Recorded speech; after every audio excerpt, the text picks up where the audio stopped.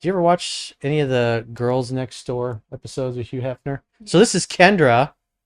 And so one of the other ones who was actually Hugh Hefner's favorite out of these three, she's now talking all kinds of shit about him, how awful it was and horrible it was. But Kendra has a completely different attitude towards her whole experience. I was 18. I took that one-way ticket, never looked back, and it was the best decision of my life. Hugh Hefner calls one day and was like, "Hi, this is Hugh Hefner. Would you like to move into the Playboy Mansion and be one of my girlfriends?"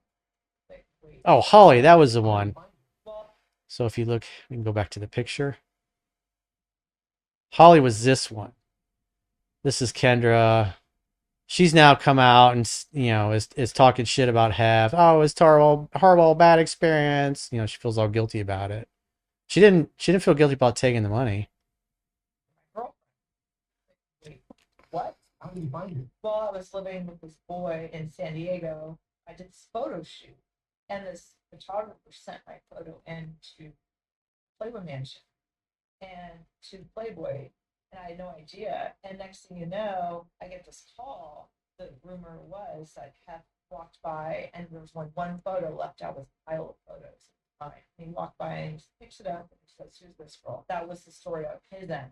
I'm so grateful for that opportunity. For me, amazing, and it was healthy for me. It was happy for me. I was safe. It's taboo to the world because they don't really know what really went on there. And my perspective was only one party every few months, and the rest was like, okay, we all had sex with Hugh Hefner once a week.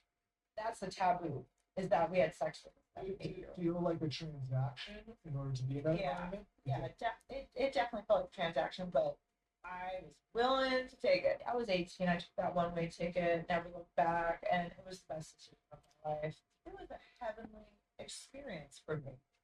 Like, there couldn't have been a better experience.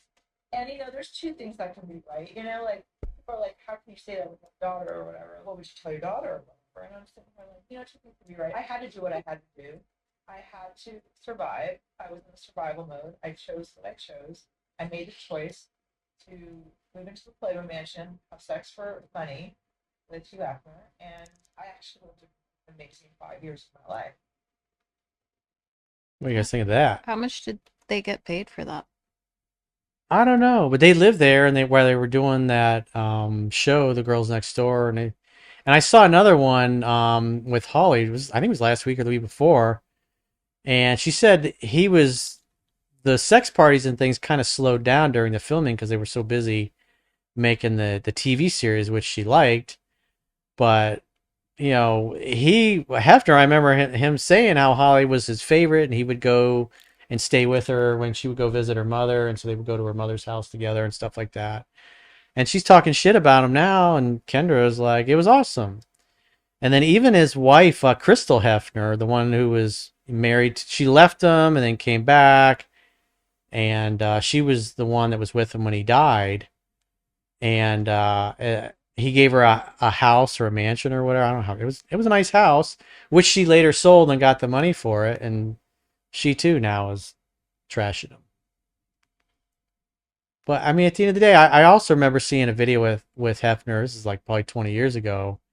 It was an interview, and he was like, people were like, "Well, do you care if they're here for money or fame or to get in your magazine or to get discovered?" He's like, "I don't care why they're here." He didn't give a shit. As long as he was getting laid and having a good time and everybody was a consenting adult, he didn't give a shit. He didn't care if he was getting used. He was getting endless supply of bucks. So it was 1,000 per week in cash as an allowance, about 52,000 per year. Plus all their food and travel and everything was paid for. Yeah. Did they get any of the?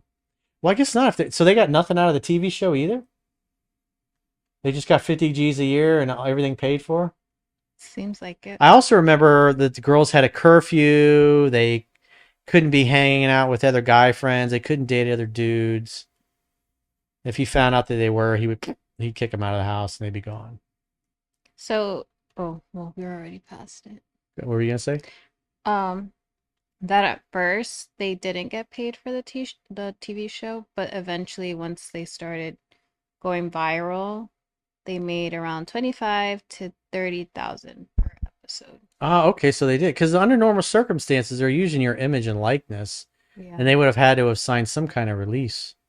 I thought that was I mean, watched a bunch of those episodes. I thought it was pretty good. It was interesting because you get to see, like, what was a Midsummer Night's Dream, the parties he would have. It was like, it looked like a good time. You could see the cave and the grotto and all that. And then when Hefner was still alive, he sold the mansion to somebody, and part of the agreement was that he would be able to live there until he passed away, and then the guy that had bought it from him, they could take possession and live in it and do whatever. Because with porn and everything on the internet, it really ate into Playboy's business.